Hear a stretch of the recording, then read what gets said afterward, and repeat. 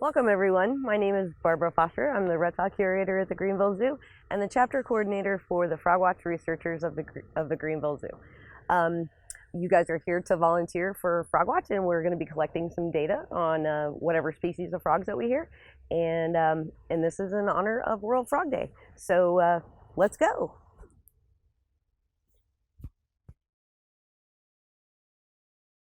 My name is Jennifer Garcia. I'm the Education Program Coordinator at the Greenville Zoo in Greenville, South Carolina. Citizen Science is an initiative that is rapidly growing pace, and it's where we, as the science community, enlist the eyes and the ears of those who live in our communities.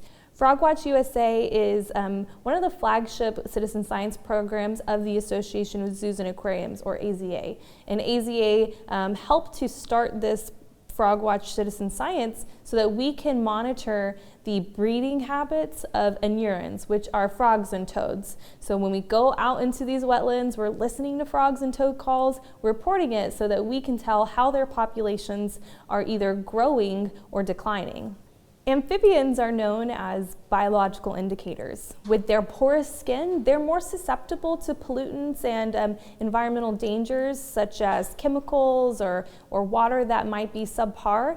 So if we look at these biological indicators, if we look at amphibians that are typically very healthy and they start to decline, that can tell us a big red flag to where we might need to step into the environment, help clean something up, or to alter our policies. My name is Barbara Foster. I'm the reptile curator at the Greenville Zoo in Greenville, South Carolina. We hold 2 Frogwatch volunteer trainings per year, and those are about a 6-hour situation, and we will have people spend time in the classroom going over the different types of frogs and toads that are found in upstate South Carolina, because there are 32 species in South Carolina, and so we tend to just train people to recognize the calls of about 16 species or so that are found in the upstate of South Carolina. My name is Sonia Dunham, and I am a frog watcher in Greenville, South Carolina, and I do it with my daughter Elsa, my 10-year-old daughter.